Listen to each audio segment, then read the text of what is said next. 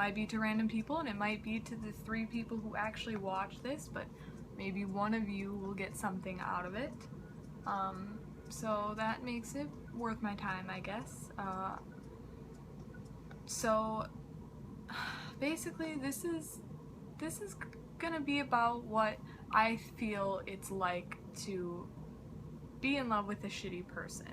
I will preface it by just saying a few things. I am not a love expert. I'm but 20 years old. So I definitely don't know all there is to know by any means, but I have been through a dysfunctional relationship and I have been affected by it. And if you haven't been through that, it's going to be hard to really understand.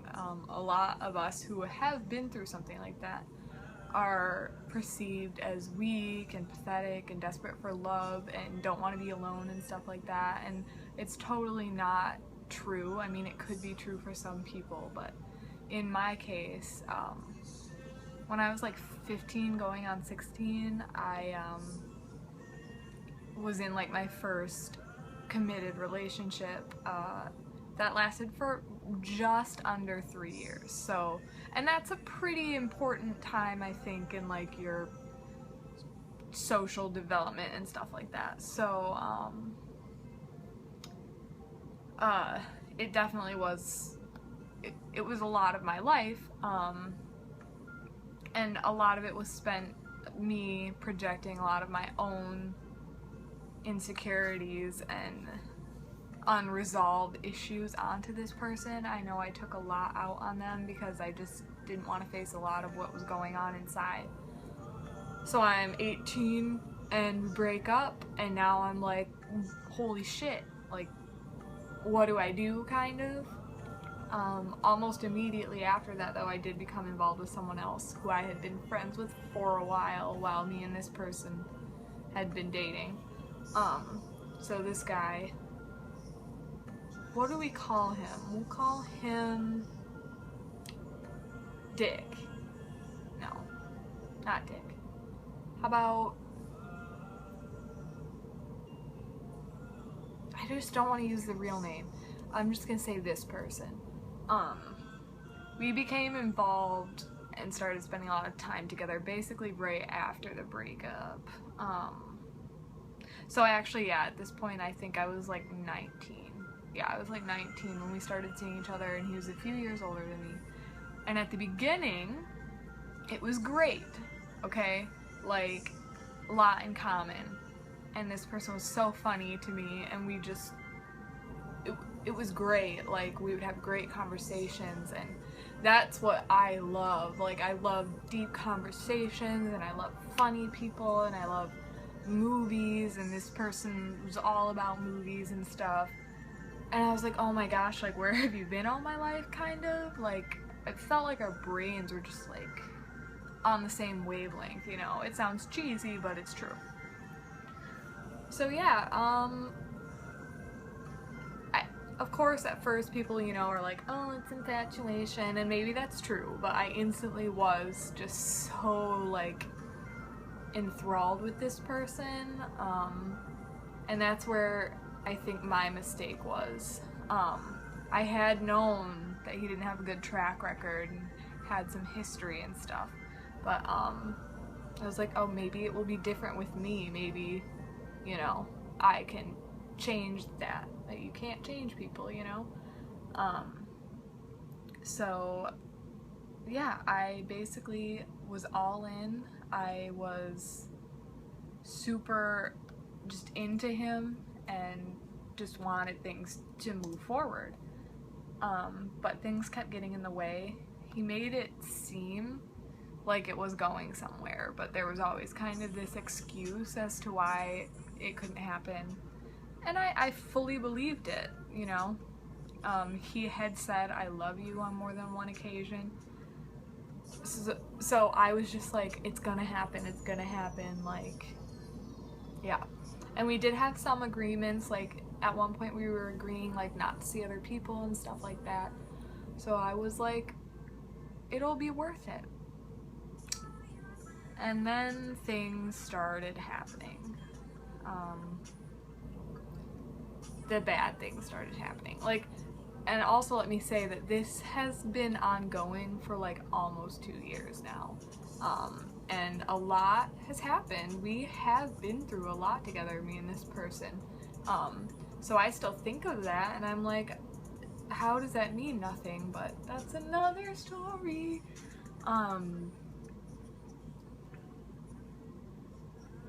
Train of thought. Yeah, so we had been through a lot together, and I really felt like I meant something to this person, you know? But, the inconsistent stuff started happening, the disappearing without explanation started happening, the distance, the not talking as much, and then talking more, not talking for a while, jumping back into my life whenever he wanted, that kind of stuff. And every time he did that, I'd be like, okay, welcome back into my life. Let's catch up on, like, all the things you missed out the last month because you just disappeared, you know? And it was hard when that would happen. And on several occasions, I would be like, yo, do you just want to stop this? Do you just not want to talk to me? Do you want to just, like, let this die? And he'd be like, no, no, no, or whatever. And I don't want to stop talking to you. I still want you in my life, but not that way. And it was always a convoluted mess and I never knew what was going on, but it was like as long as we were talking I was like okay. And that's not good because then you're putting out a message that you're waiting around and that you'll let that person back in whenever they damn well feel like it, you know, and you'll get sick of doing that and you'll start to realize that you have no leverage over the situation, that they can ignore you and you can get upset, but when you ignore them, they're gonna play it off like it doesn't matter and make no attempt to contact you. And it's such a tiresome game. It's such a just why are we doing this kind of thing. And it's because whenever things are going well and you feel happy and comfortable again is what's making you cling on to that hope. So when I say loving a shitty person, I don't mean a shitty person as in you outright do shitty or mean things. I mean someone who's just not relationship material, you know, but makes you feel like you mean something. And it's never good when someone can either make you feel on top of the world or like you're completely insignificant. Neither one is good, you know, that's why self-love is really important, but it's not as easy for everybody to have self-love. And I know that this person in particular probably has some self-hatred going on, and I have my own issues with, like, how I feel about myself, too. So, it's basically a recipe for disaster, logically. But the problem is you can't always just use your logic like you wish you could. Logically, I'm getting nothing out of this. Logically, I cry about this a lot. Logically, I know that this is never going to be what I initially wanted it to be.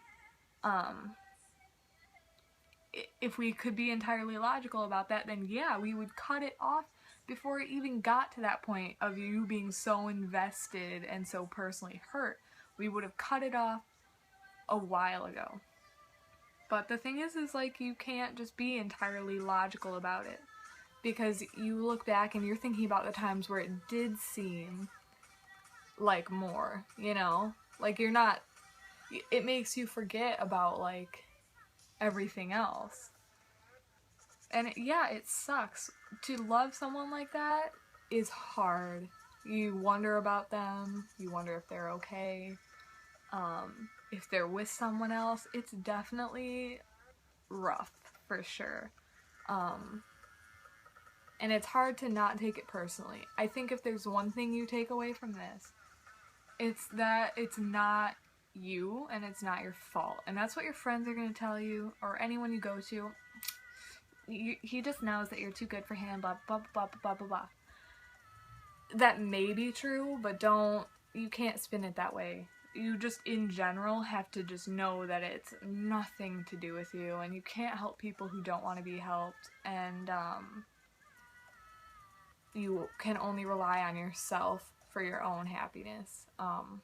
If you feel unhappy when you are alone, I don't mean alone in life, like alone, I don't have parents and I don't have a relationship, blah blah blah blah blah. I mean when you're literally just by yourself physically and there's no other human beings in the room with you. If you feel unhappy in that setting, then you gotta work on yourself, man.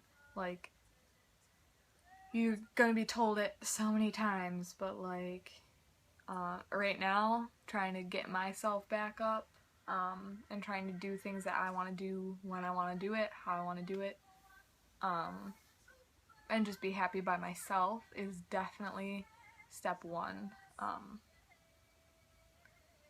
Definitely difficult, yeah, to love a shitty person, but they always say, you know, if you get anything out of a bad situation, it is a lesson learned. Do I think it needed to take me like almost 2 years to learn the lesson? No. Do I think I've fully learned the lesson? Probably not. But, you know, that's life. I'm like still young, I guess, so you just gotta keep on trucking. Alright?